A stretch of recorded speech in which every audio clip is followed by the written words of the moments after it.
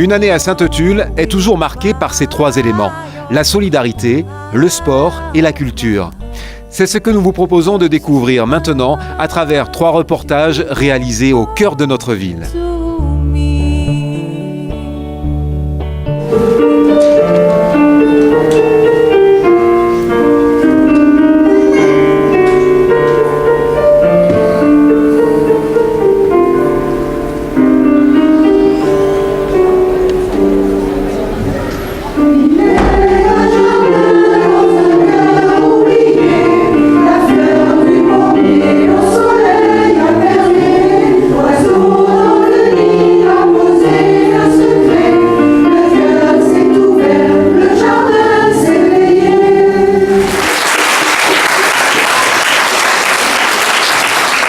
Le centre social est organisé dans plusieurs secteurs. Il y a le secteur jeunesse, il y a la crèche et il y a le centre interage, il y a aussi le service culturel. Et c'est vrai que le centre social, le fin mot et sa finalité, c'est le lien social. Donc au quotidien, on travaille là-dessus, tisser des liens, la solidarité, les échanges. Et donc cette fête des solidarités est pour nous le moyen de mettre à l'honneur les autres initiatives qui nous entourent, des partenaires, mais aussi tous nos savoir-faire professionnels. Parce que c'est vrai qu'au centre social, il y a des professionnels, mais il y a aussi beaucoup de bénévoles qui nous aident hebdomadairement à mettre en place énormément d'activités. Comment vous faites, vous qui êtes donc organisatrice de cette journée ? On prend contact avec les gens et c'est souvent, c'est même eux-mêmes qui se proposent quand ils voient Fête des Solidarités. Les associations ont envie justement d'échanger avec nous et de mettre en avant leur savoir-faire. Et puis c'est le moyen pour nous, on travaille donc, j'ai dit, il y a plusieurs secteurs au centre social, on est souvent très pris dans les urgences quotidiennes et c'est le moyen pour nous, sur une journée, de mutualiser nos savoir-faire. Donc la salle des jeunes a fait des gâteaux, un concours de baby-foot, le centre de loisirs a travaillé pendant un trimestre sur l'origami et aujourd'hui il partage ça. L'école de musique fait l'audition publique. Le centre interage est sur la logistique. Tous les bénévoles, depuis ce matin 8h, installent les stands.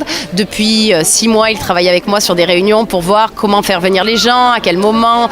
Tous les salariés s'y impliquent très volontairement parce que les services techniques aussi de la mairie sont à nos côtés pendant toute la semaine pour l'aspect logistique, ce qui n'est pas rien.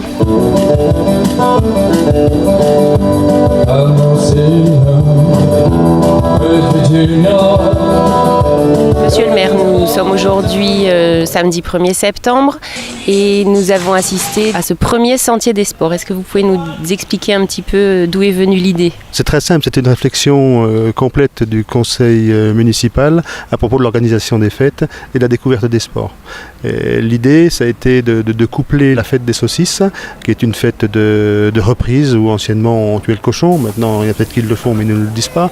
En fait, dans tous les cas, c'est la fête pour se libérer l'esprit et reprendre une activité professionnelle ou scolaire pour les enfants. Et l'idée, coupler cette fête, la renforcer en organisant un sentier des sports qui permette aux enfants de découvrir les différentes disciplines sportives pratiquées au village et susciter l'envie de pratiquer un sport.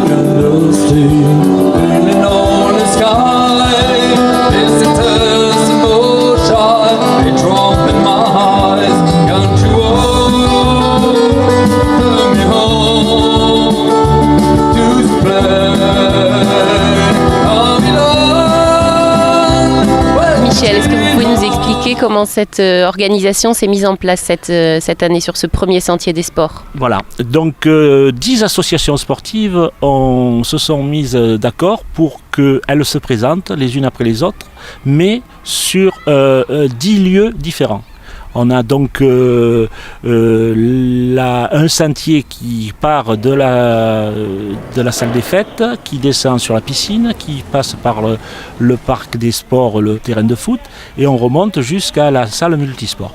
Et dans ces 10 lieux, chaque association se présente d'une manière ludique et permet aux gens de découvrir les activités ou de s'inscrire d'ailleurs, après la découverte de ces activités, de pouvoir participer dans l'année à faire du sport avec les associations. Avec cette journée du Sentier des Sports, il faut savoir que demain, au niveau de l'ensemble des sports, on aura une course cycliste qui est lancée par l'Union sportive cycliste de Sainte-Tulle et qui fait une course pour la première fois aussi d'ailleurs dans ce cadre de la fête des saucisses pour un peu faire une activité. Voilà. Donc, mais eux sont un peu à part parce que c'est vraiment la compétition là. Les autres sont plus des démonstrations, tandis que le STVS c'est quand même de la compétition.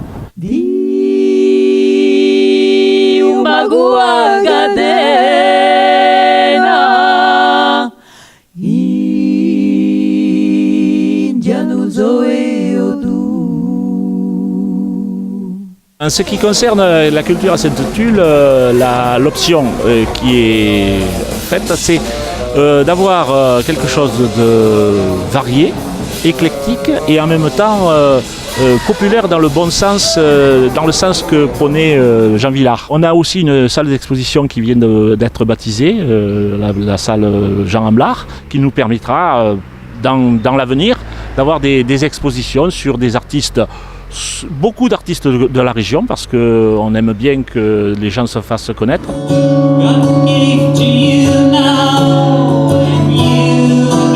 Le théâtre est apprécié du public, mais également des artistes qui s'y produisent et qui y trouvent une très bonne acoustique. Un endroit chaleureux, prêt à donner vie à leur spectacle.